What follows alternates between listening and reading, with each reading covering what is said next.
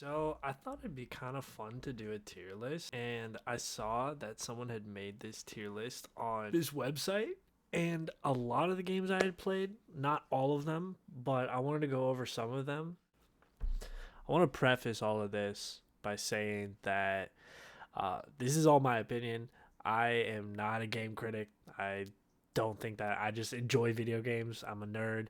Some games I'm gonna have different opinions on than you guys. Let's just keep this fun because that's all I'm trying to do is just have a little bit of fun. But anyways, let's get into it, guys. I see Astrobot on here, and that game was super fun. I know that came with my VR when I first got it, and I really enjoyed that. I played that quite a bit. I didn't beat it. I remember I said I played it quite a bit. I probably played it for like 3 or 4 hours, but I did play it multiple times. It was fun. It was cute. But honestly, it wasn't really my type of game. I didn't love it. It kind of did make me nauseous with it being in the VR. It's a good game. It's not bad. I'm gonna go with a C though. Honestly, it's pretty mild. Coming over to its older brother over here, Astro's Playroom. This game was incredible. I loved this game. I got a platinum on this game. I played it so much it was ridiculous. It was basically Astrobot, but it took out that VR aspect of it, and that helped a lot. And then with the triggers on the PS5 controller, it was. Dude, it's so good. It was so nice. I loved it. It was incredible. This is definitely gonna have to go in like an A tier game for me. It was short, yes, but it was perfect. It was everything I could have asked for a free little toss in. It showed everything that the PS5 had to offer in just like that short little thing. It was awesome. I loved it quite a bit. But Blood and Truth, that VR game, oh my god. I probably played that game every single day for like 6 months straight. That game was incredible. I completely forgot about that game, but absolutely so much fun. It made you feel like John Wick, and just everything that you could do in that game. The slight restrictions on it were frustrating. You weren't able to walk around freely in the game. It was kind of a cover shooter, but for a cover shooter, it was an advanced cover shooter, and it felt good and it felt fun. It was enjoyable, and I played I played that for I have so many hours on that game on the PlayStation. It's just insane, man. I just thinking about it makes me want to play it again. That's 100% an A tier. Thinking back to it,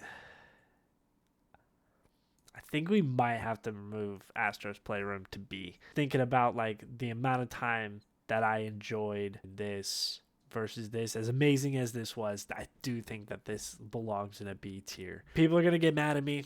I've never touched Bloodborne. I know. I'm sorry. It's not my style of game. I'm much more of a casual gamer, and something like that intimidates me significantly. It scares me. So I can't even put that on the list out of respect for the people who love that game. We're actually going to put both of these on here. We're not going to worry about Ape Escape. We're going to skip over Ape Escape. Bravo Team is an F tier. Absolutely garbage game. Terrible. It functions awful. There's no content. There's no substance. There's nothing there. It was a waste of money. I was very disappointed. I remember spending $40. $40 was not really it. I've paid $10 for a game and had way more fun. It's just not worth it. No, don't touch it. Crash Bandicoot. This is an amazing game. I loved Crash Bandicoot on the PlayStation. I remember the first time I played it, it was so difficult. I had to get my brothers to help me beat it. I was not good at it at all. Playing it to this day, I'm still not good at it at all, but I love it. I love this game. I love Crash Bandicoot. Every game I played as a kid had Crash Bandicoot in it. It was a great game. It doesn't really hold up in looks to this day, but that's what you have the re-release for, which is great. I love that game. I have that game in my collection. As great as this game is, it's not perfect. I gotta just keep it on that tier. In fact, I really think personally, just all three as a combo, I'll go in that A tier. We move over to Crash Bash though. Crash Bash is an S tier simply because of all the hours I spent playing with my brothers. So many memories, so many fun times playing with my brothers. I remember getting my personal controller destroyed because my brother grabbed it with peanut butter fingers. And so I had an oily controller for another like 2 years before I got a new one. Days Gone, I played it for like 15 minutes when it first launched, and it really wasn't good. I've heard that it's gotten better since then. I haven't played it since then, so I'm just going to put it in never played, no opinion. Death Stranding is kind of the same way. I played it for maybe an hour or two. I wasn't really vibing with the premise of it. Destruction All-Stars, I played that game a little bit, few hours. What I played of it, it was fun. It did seem like it lacked content. It didn't have a whole lot to offer. It was free when I played it. I had fun with it, but I did get bored of it pretty quickly. I'm honestly probably going to put that in a D tier. I did play Detroit Become Human. For a long time, that game was probably my favorite game of all time. I played that game through so many times, probably like 7 or 8 times, just to see different outcomes. There were certain characters you could kill off. You could speed run it in a sense. You could kill off one character really early in the game, and then their story's not even a part, and you only have 2 of them that are actually in the story. That was really fascinating. It was definitely one of those games that drew me in. It was just like, okay, just a little bit more, and then I'll go to bed. I'll be done with it. I definitely think I gotta put this up in the S tier as well. Anyways, moving on. Had some technical glitches, but we're back in it. Moving forward, we're going to skip past a few of these. I know I'm going to get slaughtered for saying that I've never really touched the Final Fantasy games. Ghost of Tsushima, beautiful game. Absolutely gorgeous.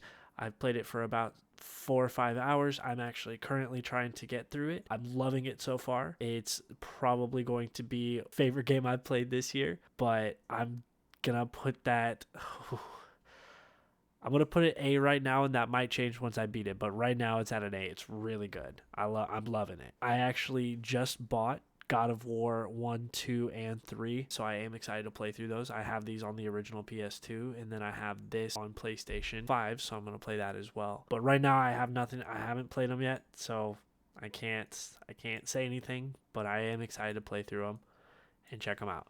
God of War on the PS4, however, I have played through. I haven't beaten. It's another one I'm currently trying to beat. I do really, really enjoy it. It's not 100% my style. The combat is amazing, but I feel like everything besides that, it's kind of slow paced, and I like a little more fast paced in the gameplay. So I am going to have to put that at a B. It's beautiful. The voice acting is phenomenal. Everything in that. This is just a personal preference in the game. I'm sorry.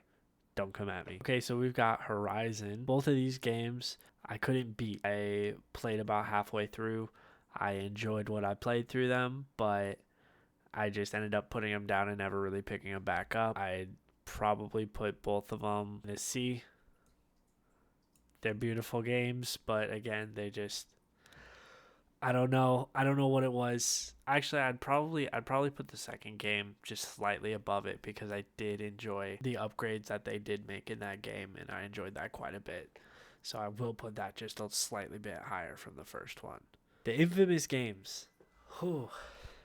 I definitely played these ones. These games were the best thing I played on the PS3. Not because they were the best games, but because they were just so much fun. I remember when I got a PS3, the 3 games I got with it were Infamous 1 and 2 and Uncharted 3. We'll get to Uncharted, but as for Infamous, the first one, I really, really enjoyed it.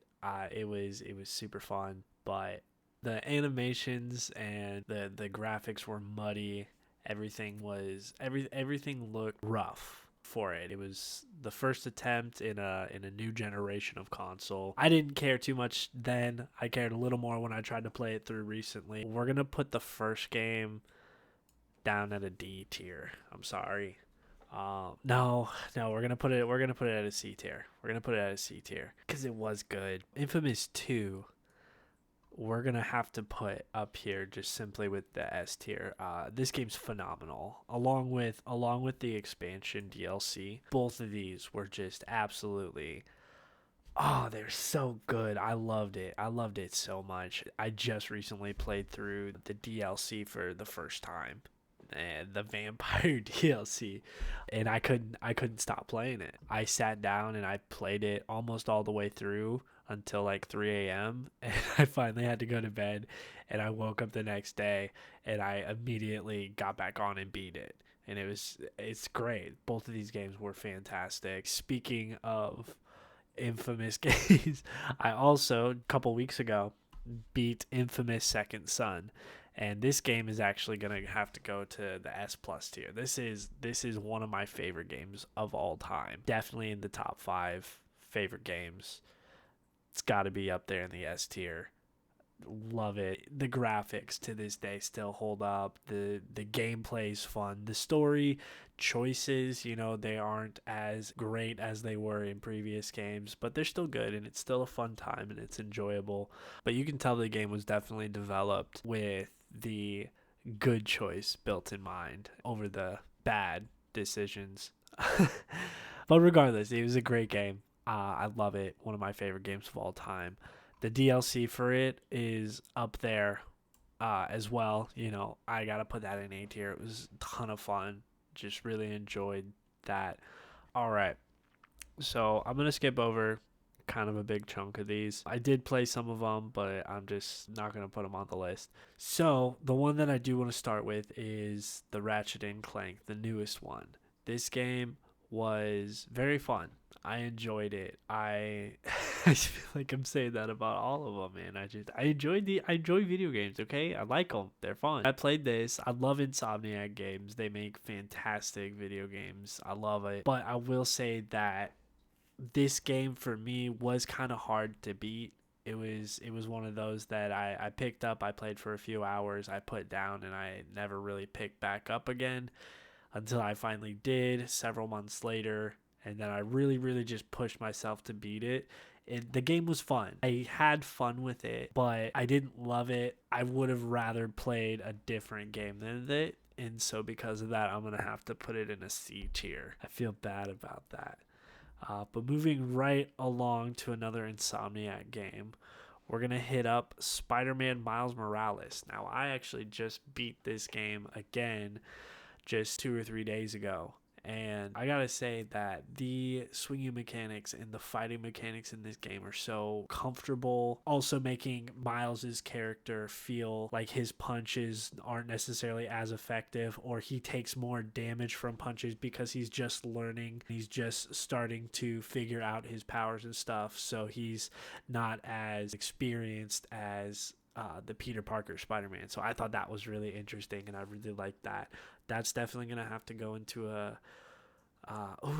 this is hard. Okay, that's going to go into an A tier for sure. I do think I'm going to have to move the Infamous First Light down to a B, though. Just thinking about it a little bit more. Miles is definitely up there with an A tier. But moving right along, Spider-Man on PS4. Now, this game. What a game. What a game. I have beaten this game 28 times. It's perfect. It is the best representation of Spider-Man we've had to date per video game. And I'd even go as far to say per any type of media. This is the best representation of Spider-Man. Yuri Lowenthal does a fantastic job voice acting him. All of the voice actors in this are just absolutely phenomenal. This game, without a shadow of a doubt, is my number one game of all time, and it has to absolutely go up there in the S plus tier. I highly recommend this game. If you haven't played this game, what are you doing? Play the game. Play the freaking game. Just do it. Just do it. All right, next up we got Sly Cooper. So I played this game as a kid on the PS2. I actually just recently picked it up on the PS2 again. From nostalgic memory, I remember loving this game. I feel like as a kid, you love any game that you play. It doesn't matter how crap it is. It doesn't matter how good it is. You love it no matter what. You're limited on the games that you have. And, I have a luxury now to where I can have access to multiple video games. And so having that nostalgic memory for this game based on just the memories of the game as a kid and how much I enjoyed playing with my brother, switching the controller every time we died so we could make it 2-player because we both loved the game so much. I gotta put it up there with EA. It's such a good game. I'm really excited to play through it again. Wondered when Sony's gonna come out with the next PlayStation Sly Cooper. Like, come on. I'm so excited for it. I'm ready for it. I want to play it. But moving right along to the Spyro, we're just going to put the Spyro trilogy. We're going to take this guy and we're going to count the Spyro trilogy as a whole. I liked this game as a kid, but I didn't play it a whole lot. It was really hard as a kid, and so I would rather play Crash Bandicoot than play Spyro growing up because I had a lot more difficulty with Spyro. My older brother, it was his favorite game. He would put it up there where I put Crash, but I think I gotta put Spyro in a C tier. Just personal preference. I love Spyro. I love watching videos about Spyro. I could pretty much tell you anything about Spyro you want to know, but for me playing the game, enjoyment wise, I'm putting it at a C tier. I'm sorry. The Last of Us, this game, just real quick, I'm putting it up there. C plus tier. It's the easy C plus tier. Or it's a C plus. It's an S plus tier. I've struggled for several years now trying to figure out if The Last of Us or Spider-Man are my favorite games of all time. And Spider-Man is my favorite game of all time, and The Last of Us is number 2, like right up there. These 3 games, these PlayStation games, happen to be some of my favorite games of all time, and it's got to go up there. It's amazing, the story, the connection of the characters, the way that the voice lines are brought. Troy Baker does a phenomenal job, and I apologize, I don't remember the voice actor for Ellie, but they both just do a fantastic job together. They have good chemistry as actors, and it's just, I love it. It was great. All right, but moving on to The Last of Us Part 2. With all the love that I've spoken about The Last of Us, it's a little bit different of a story with The Last of Us Part 2. This is a very divided subject. Everybody has their opinions on that game, and your opinions are your opinions. This is mine. I initially played the first few hours of the game. I was like, oh man, it's beautiful. It looks great. I don't care what people already said about the game. Here we go. We're going to play. I got to the moment where Joel lets Abby and her crew in and they kill him.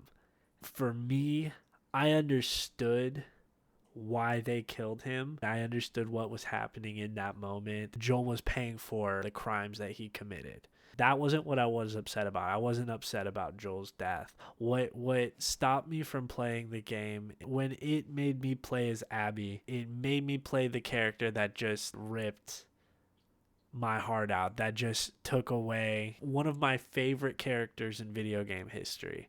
And that was just hard. And that's really the reason, I put it down. That was the main reason, is because of that. But once I played it again and actually played through the whole story, there were issues I had with it, but the gameplay was fun. The story was enthralling, and it was a captivating story. Opinions aside, gameplay and the amount of enjoyment that I found myself with the game, I'm going to have to give it a B. I did enjoy it. I think it's worth a play. I think it's worth a second chance. If you initially picked it up, didn't like it, try it again. That's what I have to say. Moving on. What can you say about the Uncharted series? I'm going to put 1, 2, and 3 combined. So these games, I played them all. I didn't beat 1 all the way through.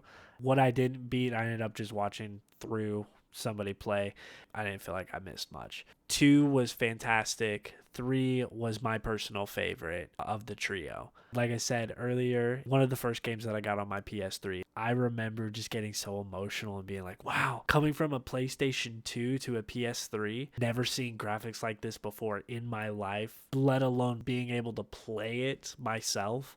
I was blown away by how beautiful this game looked. This game was amazing. This game was incredible. I gotta put it up there with the A tier. The trilogy as a whole just worked as an A tier. If I enjoyed 1 a little bit more, I'd probably put it up there in the S. That brings it down the A tier. Moving right along to number 4. we're going to just be really quick about this and say that this is my number 4 favorite game of all time. Uncharted 4, 4th favorite game of all time. It's amazing. Beautiful graphics. The PS5 upgrade, I'm trying to play through that right now as well. I'm playing through a lot of things. If you haven't played this by now, what are you doing? Play it. Check it out. It's so good. It's absolutely fantastic. I'm a huge fan. Until Dawn. This is another really, really fun one. It's cheesy, and I feel like the game knows it's cheesy, and that's part of the point because it's a horror game. It's like the old school cheesy horror movies, but in a video game form, and you have a choice. Your choices matter. You've heard it a million times. Everybody's talked about these games. I think I've got to put this game up in S tier. I beat it in one night. I loved it so much. I had so much fun. I just sat there and just played it straight through. But that's going to wrap it up for today. I appreciate you if you got this far in the video and watched this. You're awesome. Stay frosty, and I'll catch you in the next one, probably. All right. Peace.